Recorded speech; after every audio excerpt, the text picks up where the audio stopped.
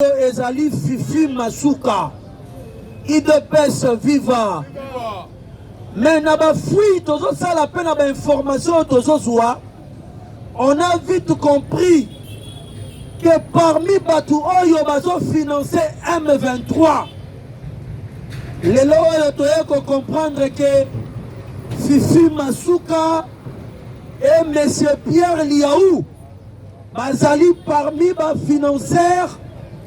Il y a M23, IDPS vivant.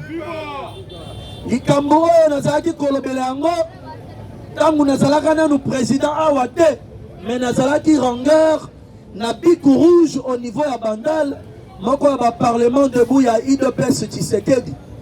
Na lobaka yango je dis que attention avec Fifi Masuka, avec Jean-Pierre Liaou. Parce que Batouana bazo semblé biso suspect.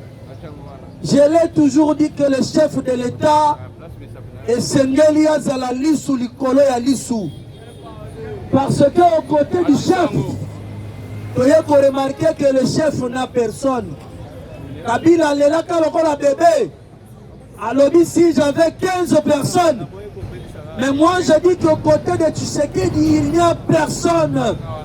Parce que l'histoire doit nous apprendre que ceux qui balancent qui peuvent chef de l'État, les lobes qui comprendre que Ibalan que c'est un traître qui délogé. Payez Moko Amikimela à se retrouver ailleurs. Les lobes qui ont Fifi Masuka, Pierre Liaou. Mais tous ont un nom étymologie. Qui est Pierre Liaou? Pierre Liaou. Azalaki directeur de cabinet, il y a M. Obé Minakou. Pendant la législature, il y a Kabila. Il était là comme étant le directeur de cabinet. Mais le chef de l'État a récupéré qui est apprécié fonction publique. Et aujourd'hui, Pierre Liaou est ministre de fonction publique. Mais le même personne au chef de l'État a Pessi Makambo. Baramasi, bato chef de l'État, le côté a Pessi Vi. Kaka bango wana, bazali kolia ye na se. Bango ne bazo luka chute. Il y a monsieur Félix Antoine Tshisekedi Tshilombo. Mais Liaou nous a parlé de la fonction publique. Il nous a parlé du lavage, il y a fichier, il y a fonction publique. Mais les fonction publique est toujours en danger. Il n'y a pas un lavage effectif de la fonction publique. Il y a toujours des fonctionnaires fantômes. Oyo bango moko bazolia mbongo wana bazotindango na kati ya rébellion à l'est de la République pour renverser le régime Tshisekedi. Je pense que Bino tout bozali d'accord. Boyebi o babengi OG, ce qui veut dire organisation, il y a grade au niveau de la police nationale congolaise. Les lots OG, il y a police nationale et Bimi. Mais chose étonnante, comment est-ce que officier, bazwipana na bango et mineur, koti si bango na kati ya fichier, il y a police nationale congolaise, les lots nzambala la gâte. Oje Bimi, nous voyons des mineurs, moi il y a 300, na grade il y a sous-commissaire, IDPS vivant. Fatime. Est-ce que moi na 3 ans, à quoi il la sous-commissaire? Ma policier va tomber comment expliquer biso tozo bundela moka, mais ba officier bazo bana na bango. Parce que tu as affiché la police nationale pendant tout ce temps, ce sont les officiers. Vous avez pris vos enfants mineurs, vous avez introduit dans le fichier de la police nationale. Nous sommes tout. Qui est au courant de ça? C'est M. Pierre Liaou. Mais là, au niveau de la police nationale, les policiers sont sans matricule. Sans matricule. On appelle ça la main d'œuvre. bozwi bango bolati bango tenu bazosala mosala sans matricule sans salaire. Pourquoi est-ce que bana na bino botie wana boko kozwa ba policier wana botia bango na place ya bana na bino ba mineur te? Mais lelo oyo OG ya police nationale ebimi, chose étonnante, bana ya ba 13 ans 12 ans ba commissaire ezokamwisa IDPS vivant batu oyo bazoboma mboka pe bazotrahir le président de la République bazali na kati ya gouvernement. Le chef de l'État atika mawa ezali ngambu. Tous ces officiers, il faut se retrouver devant la haute cour militaire pour se justifier par rapport à l'existence de bana na bango na kati ya fichier ya police nationale. C'est une infraction, c'est une haute trahison contre la nation congolaise et ils doivent être arrêtés. Nazongeli likambu ya Pierre Liao na Madame Fifi Masuka. Pierre Liao, ancien directeur de cabinet et chef ya Obé Minaku, mais à se retrouver aux côtés du chef de l'État. Fifi Masuka, nièce, il y a ancien commandant, il y a FCD, Obabengi na kombo ya Mustafa. Mais à Sala Tricage Balongola, Mouyej Mangenzmans, il y a à se retrouver wana. Mais Mouyej Mangenzmans a kangaki à l'objet, mais c'est dangereux. Chose étonnante. Mais qu'est-ce qui se passe? Je ne comprends pas avec IDPS. Je vous assure que IDPS va connaître le pire. Wana eza maloba ya Mouyej Mangenzmans avant alonga à l'entête il y a gouvernorat, il y a Lualaba. Alors que IDPS va connaître le pire et plus pire avec un démon ou une démone à plusieurs quais. Monsieur Mouyej Mangenzmans parlait de Fifi Masuka. Aïebara que cette fille, c'est la nièce de Mustafa, l'ancien commandant de la FDC. A compliqué Fati. Et aujourd'hui, par information est bimine en poissard que Madame Fifi Masuka azali parmi Batou Oyo Bazo financé M23. Mais au juste, donc aucun changement de la constitution n'a battu à Bongo. Ce sont des gens qui vont freiner les chefs de l'État. Je prends l'affaire Jean-Pierre Bemba. Je vais vous faire démontrer ça ce soir.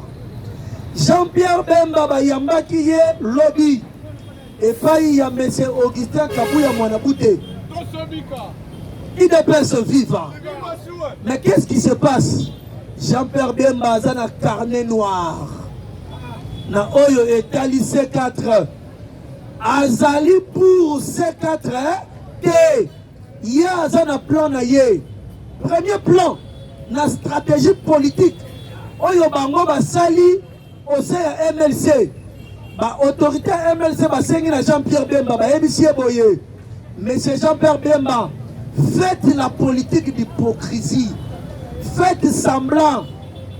Bisoto maintenir ma poste na bisoti 2020-28. Tous à la Nambongo. En attendant, il faut distraire M. Chulombo. Bobenga et Moita élastique type 2027 pour avoir moyen de changer la constitution. Il doit pas se vivre. Fatibé. Donc, Jean-Pierre Bemba, c'est un traître. Comme ça, tant que comme en 2028, on s'est dit, Torokabouana, Mwana, Bendana, hier à repostuler en tant que président de la République, pour atteindre M. Fatibé, Béton, il doit pas se vivre. Chers combattants, chères combattantes, lelo oyo soki Félix Antoine Tshisekedi Tshilombo azali wana te ngana yo tokotelema awa te, je vous rassure. Nazo sabina makambo ya solo. Alors les ennemis de la République esengeli tozala na bango lisu likolo ya lisu bango baza na besoin babenda temps di 2028 baza na ba poste na ministère oyo bima oyo bazo suba ministère po baza la makasi baza na ba mbongo kotango ba koma na 2028 ba compliqué monsieur Félix Antoine IDPS viva na yoki yote IDPS viva Fatibé tomba le bon ganga base ah papa rifazo tomba le bon taza infiltré IDPS viva tomba le bon ganga base nazo pesa ya information oyo ebele ya batu bayebi yango te. Mais moi qui ai toujours été avec le secrétaire général, nazo fongo elabino. Monsieur Lisanga Bonganga Zalaki wana, Willy, comment il s'appelle? Willy Bakonga. Yepe Zalaki wana, Yepe Azo Lukake, ma paix un ministère, pense qu'elle a dit que changement de la constitution, Félix Antoine Tshisekedi Tshilombo, 4e République, 3e mandat. Mais on oublie que le même personne ya Willy Bakonga ezali batu oyo bazalaki te pour la gratuité de l'enseignement 30 millions ya enseignement ebungaka aloba mbongo wane kweyaki wapi na maito na fleuve je ne sais pas encore mais c'est Willy Bakonga. Mais est-ce que biso lelo tokoko bosana po tomona batu wana ba profiteurs les gens de la politique de l'hypocrisie va nager auprès du chef de l'État pour ba lukandenge dinango ya kobimisa ba mbongo IDPS viva sokoza na posa mbongo kende pa Kabund azana 50 millions de dollars au Kabila pesier nananga pour battre le changement de constitution soko ke kuna pe 5 millions eza peka mbongo ti oleboya ko ambrier biso. Or vous êtes aux côtés du chef de l'État pour vous législayer. Là maintenant, je lance un vibrant message au gouvernement de la République, mais également au président de la République. Monsieur le président de la République, il fallait que travailler base na yo. Batouana oyo zui au tien à tes côtés, baza batu o balitaki na yo ke bayaki pembeni na yo pona ba intérêt na bango yeba ke mbwa ya mukolo ata osombeli 12 kopo ya sardine soka silisi kolia akoswa yo mbwa esengeli kobokola eza mbwa ya bebe po akoyeba yo akoyeba solo na yo pe akotosa yo mutu so aye po abundisa yo mutu aliboso kobima eza mbwa na yo parce que yo nde obokolaki ye mais okei kozwa bambwa mikolo c'est que nous appelons des chiens sauvages ozwi bango otie bango pembeni na bon excusez nani yango akokaki kondima te Pierre Liao akokaki kozala tetre IDPS viva Fatibé ngapele kelaki nga. Je ne pouvais pas croire na kokaki kondimate que Pierre Liao a kokaki kozala très très. Mais lelo oyo tozali étonné ya komona que Pierre Liao Fifi Masuka ce sont des traîtres. La plupart des ministres oyo balongo akuna muto alukela bango makambo pa balongeza Fifi Masuka azali na circuit mobimba ya corruption oyo ya tonga soki yo contredire ye ya ko activer circuit na ye wana pe omonika ministre sanini alongwe akoma olela mopanzi. Mais si j'ai quitté si soki nazalaki reconduite c'est à cause de Fifi Masuka. Mais le chef de l'État c'est le premier citoyen le mieux informé de la République. Mais alors il doit savoir ça. Soit il est informé, soit il n'est pas informé, soit il est informé, soit dans la politique na moko azo sala mais biso nde toza na pasi na motema parce que baoyo ba profiter eza batu mususu biso to profiter ata na eloko te. Mais le Parlement debout depuis 1997 a protégé IDPS au moment où le feu Tshisekedi a été relégué au village à Kabeyaka Mwanga, quoi que de Rosala Bilanga, mais nous les parlementaires debout, nous sommes restés, nous avons combattu, si le lot aux anciens, il de pèse vivant, il de pèse vivant, Fatih Père, et Sengeli Totel Mela, bureau politique wana ya Jean-Pierre Bemba bayebake plan oyo bango basali et puis en poissa. Nous en tant que communicateurs de la République tokoti que la bango ta moko te tokozala na bango liso likola lisu lui Liao Pierre ayebake complot nyonso basali bango na ba directeur des ressources humaines, il y a la police nationale, et puis il y a un mineur, un commis, un commissaire, sous-lieutenant, sous-commissaire. Et ils ont les Kilanga. Ce qui, Jacques Kiaboula, le Longola Kayana gouvernorat, c'est parce qu'Azalaki, Moutou Balanka, a memé la Kibiso. Pourquoi est-ce que tu occupes la Fifi Masoukate? Jacquemaine Chabani, ministre de l'Intérieur, a une compétence sur le gouverneur des provinces. Et Sengeli va interpeller Madame Fifi Masouka, va interroger sur l'information. S'il faut, parce que nous connaissons Mustapha. L'ancien commandant ya FDC ne amemaka ya kotsa na circuit ya gouvernorat po balongola Muyege Mangenze Mans mibetela maboko makasi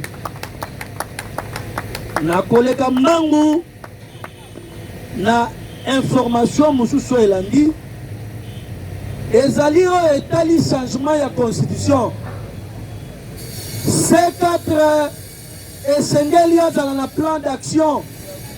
Vous avez vu que M. Jean-Marc Kabound a un plan de Bango. Bango na Jean-Pierre Bemba wana. Na Martin Fayoulou Délice Sanga. Marley Vouvou.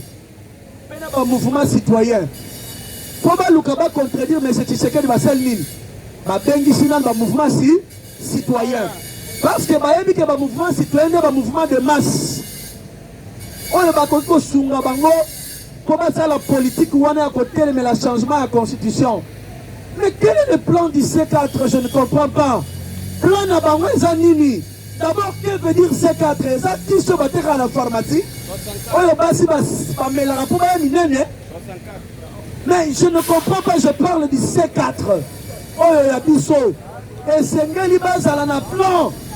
Pour un plan où on a dit que la munguna na nzela. Ce qui plan d'action est salité, pour échouer. Mais pour échouer, tu as déjà la mesure. Mesure ya liboso. Ezali nini? Ezali premièrement préparation de terrain. Et Sengeli doit préparer terrain. L'IDPS doit appeler tous les parlementaires debout. Parce que puisqu'on est tous les politiciens, c'est nous qui sommes les acteurs de terrain. Ce qui terrain, préparation préalable les athées. Donc on a Munguna Nini. Parce que Munguna a disposé de millions. Mais l'IDPS a tenir car on a amour. Oh, tous les parti pour mais au moins il doit y avoir un travail qui doit être fait, préparation de terrain pour sensibiliser les parlementaires de Bougnon, pour convoquer une réunion pour s'enguisser mais pour solana bango, pour faire un plan d'action, pour l'accès que tout ça la pour s'enguisser du progrès, pour y travailler ensemble. Je vous assure le lot, ce qui Tshisekedi azake, ngana yoto kozana problème na mboka oyo. Politique ya ntumbu yulu ekozonga, okomona ba réserveur ba bando olalisa bango awa timbu na libumu o nini atelema na porte mais ndeto za libre bo eza bien te ozwi libre na mwamba olie kitoko te bolingi tozonga na kati esclavage rwandais. C'est pourquoi ma autorité à UDPS esengeli basala préparation préalable du terrain, préparation de l'opinion publique, pour travailler l'opinion, pour talisa bango manger de l'air. Puis pour l'accès bango que constitution esengeli to changer ango, parce que ce qui to changer ango te et que tu continues la constitution ya kala, tu continuer na kati ya boumbu. IDPS viva, IDPS viva, Fatibé, Fatibé.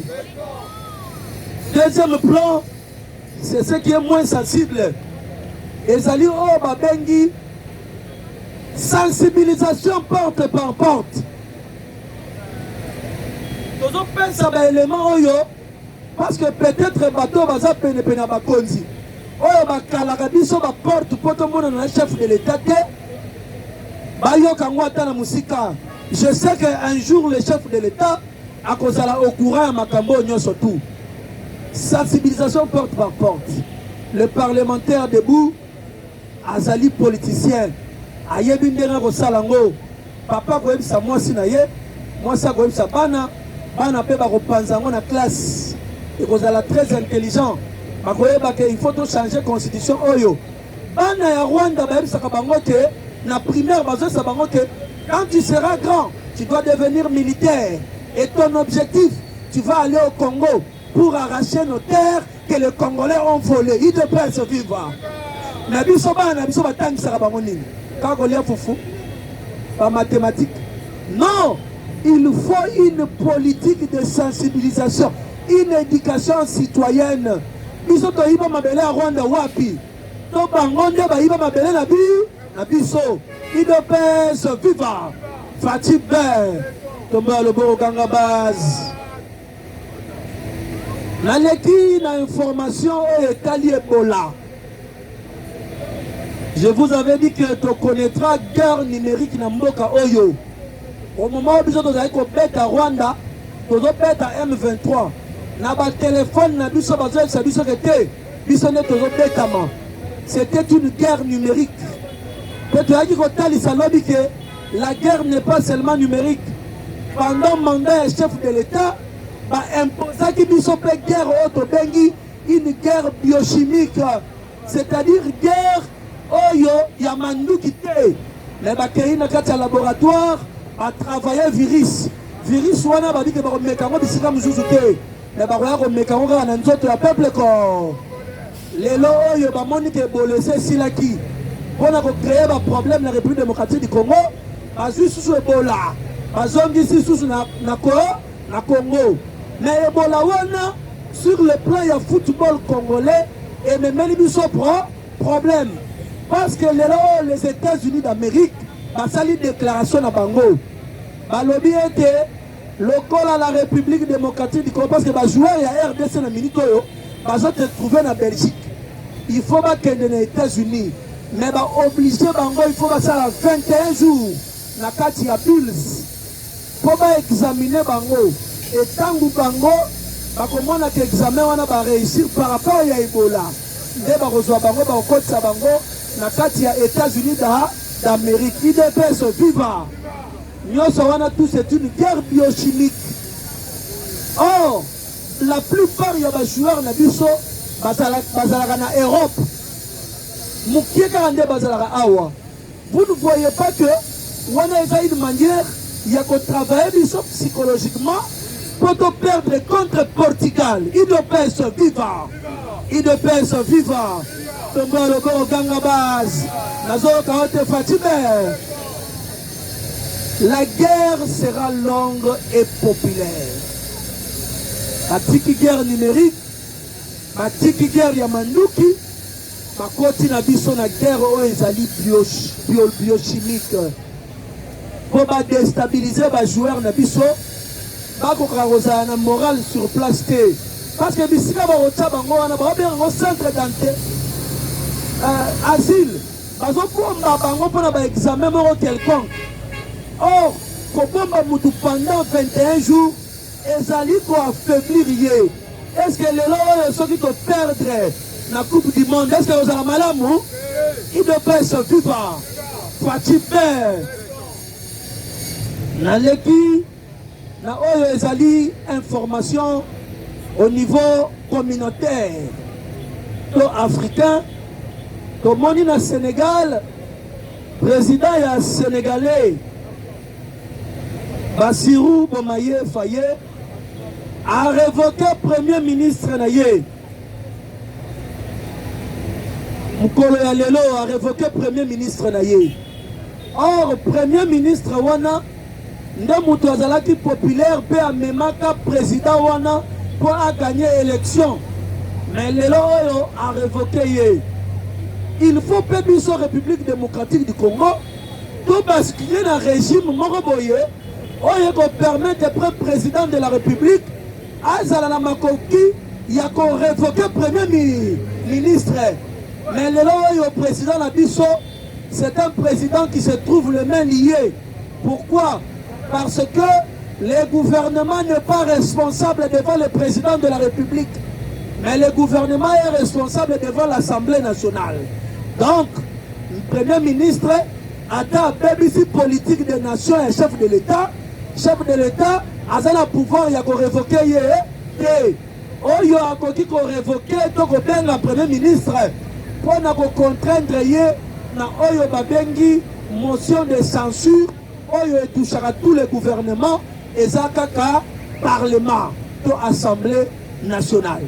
Mais dans le pays, le Sénégal, le président de la République a le droit de révoquer le Premier ministre. Pourquoi est-ce que tout ce qui va changer la constitution quand on a un régime présidentiel, quand on fait sa président de la République va pouvoir ébeler président de la République a un pouvoir de révoquer le gouverneur de province, le roi Mafifi Masoukawana a un pouvoir de révoquer le Premier ministre. Parce qu'il y a la confiance au gouvernement, pas au président de la République, pouvoir en épaissir la Constitution. Et il y a le pouvoir de mêler. Mais nous avons un président de la République qui règne, mais qui ne gouverne pas. Celui qui gouverne, c'est le Premier ministre. Voilà les défauts. Il n'y a pas changer la Constitution. Non. Ce n'est pas seulement pour un troisième mandat. Tshisekedi est là jusqu'en 2034. Mais on doit changer la Constitution. Et ça pour l'éducation citoyenne, qu'on peut sa président de la République pouvoir ébeler. Lorsque le président de la République a un pouvoir ébeler, à cause de la capacité et possibilité, il y a que ça la moussala na mala malamu. IDPS vivant. IDPS vivant. Je ne vois pas un président de la République qui règne seulement mais qui ne gouverne pas. Information de la nuit, ils allaient déplacement et président de la République dans la journée à l'élo. L'élo président de la République a agenda trop serré. Il fallait se retrouver dans Zando pour inaugurer certains travaux au niveau du grand marché à Zando, mais également Bazali Kozelaye dans Sainte-Thérèse pour inaugurer quelques routes. Oui, Salamaki au niveau à Sainte-Thérèse, mais également, très bien CG, mais également terrain Oyo ya Sainte-Thérèse, IDPS vivant. Mais il y a certains politiciens, certains Congolais de mauvaise qualité. Parce que le agenda serré bon pour nanini. Et bon pas na biso baké na classe par ozonga ndeni. C'est qu'embouteillage et Makasi. Est-ce que c'est le président de la République qui crée l'embouteillage? Tangu bino ba toi taxi bus bopesa na kambote makasu na ba policier dans nzela. Est-ce que le président de la République a Zalarawana? Mais les Congolais et comment je ne comprends pas. On doit réfléchir, soit tout comme il faut déraisonner. Moi je suis chauffeur, déplacement et chef de l'État, ou tout et créer et ça là que embouteillage Zala et embouteillage auto vivre Canaville à Kinshasa, c'est un embouteillage de convenance et de connivence. Et là, comment il y a yokani, batu ba yokani que papa, yo pesa kanga no 2000 francs na chaka na poche. mais yo so yena mutuka na yo bombe place no surtout yo li IDPS viva wana eza oyo etalaki déplacement ya lelo ya chef de l'État tokei sikoyo na information ya suka parce que namoni déjà présence ya grand professeur l'homme de le point sommaire aza déjà wana pour apesa biso pe bilei ya bien.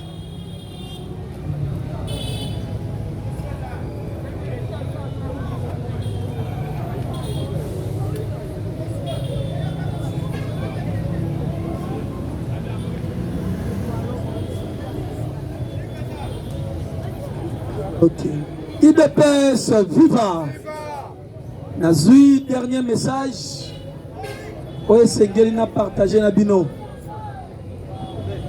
Ezali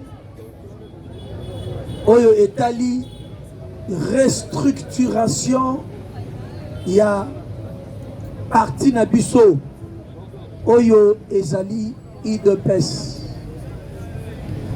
Basengi na biso toza na bomoko parce que secrétaire général adjoint Bizibou asi azongi na permanence biso ba combattant to continuer kozala na kobenda na pona ni pona nini. C'est pourquoi guerre ya changement ya constitution ezosenga nanu tozala na bomoko tango biso tozala kokabwana. C'est à ce moment-là que Munguna Gosa Nini a koyingela. IDPS viva. Le moment est venu. On a la zalagamuta Jekobeya. Zonga na parti.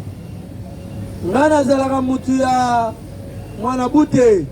Zonga na parti. Et d'ailleurs, j'ai un message qui nous vient très fraîchement de notre secrétaire Gibaou. On a cela qui n'a pas le but non. Vous devez prêcher aux combattants l'unité.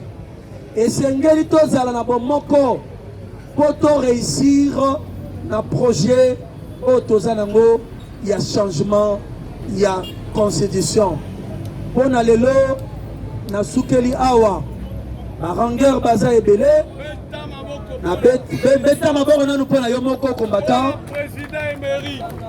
Na bengi très rapidement